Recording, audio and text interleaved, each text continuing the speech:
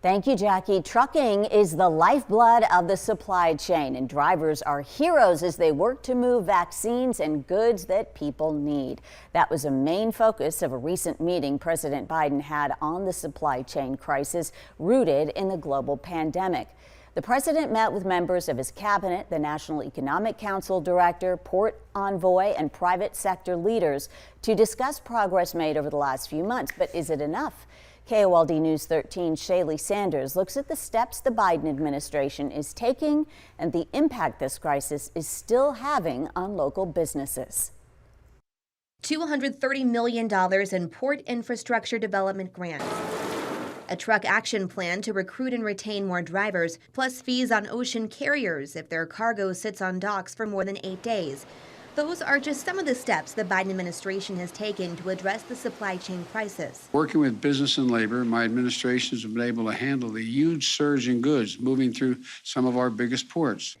Take a look at this transportation supply chain dashboard posted by the Biden administration, which shows the very latest on supply chain data leading up to the holidays.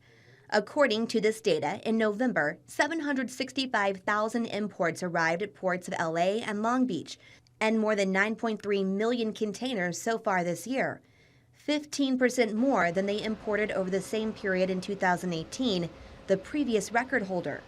Numbers President Biden touted just before Christmas. Inventories are healthy, and on-shelf availability before the pandemic was about 91%. Today, it's at 90%. Could the president's optimism rub off on the American public? Take a look at the results of December's CNN Politics poll conducted by SSRS. It shows 3/4 of Americans are worried about the state of the economy in their own community, and 63% say the nation's economy is in poor shape. And while many companies are still waiting for what these containers hold, Matt Snoots is waiting for the containers themselves. We help people that are needing storage. We also build mobile offices and custom workshops for people. Snoots is the manager of AAA Desert Container. We prettied this one up. We installed, nice flooring in it. We did drywall and painted it white, and you got your 2 overhead lights. He says this local business is still being impacted by the global supply chain crisis. Whenever the supply started to cut down, I noticed a big decrease in sales just because of the pricing increase that we were having. So what does a shipping container like this one cost? So before COVID, a 40-foot used container like this, it would have went for about $4,500.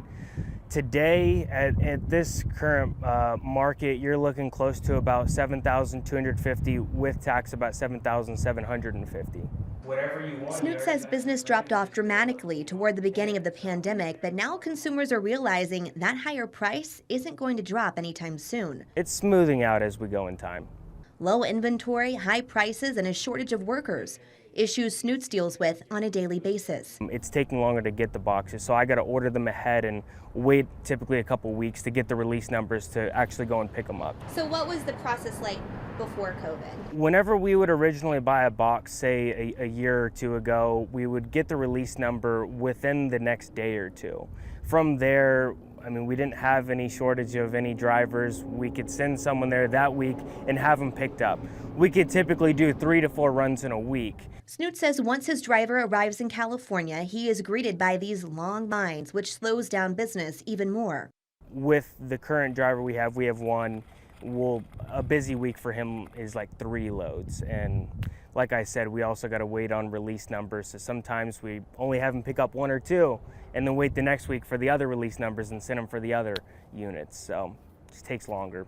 Watching machines move these massive shipping containers around at the port of Long Beach looks a lot like the game of Tetris, something Snoot says vendors are tired of playing.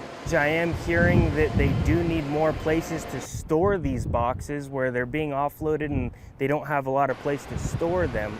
I've had vendors actually ask me to use my yard actually, but of course transport, they don't want to pay all that. The Port of Savannah, with federal help, is addressing that very problem with pop-up container yards to bypass port jams. While so much of this is out of Snoots' control, he says the company is focused on what they can do, like attracting drivers. Everyone knows that you need them, and it's kind of a high competition area thing, so you got to keep your people happy, but we're working on that one there. Hiring, upping the wages and incentives for delivery drivers is happening. Shaley Sanders, KOLD, investigates.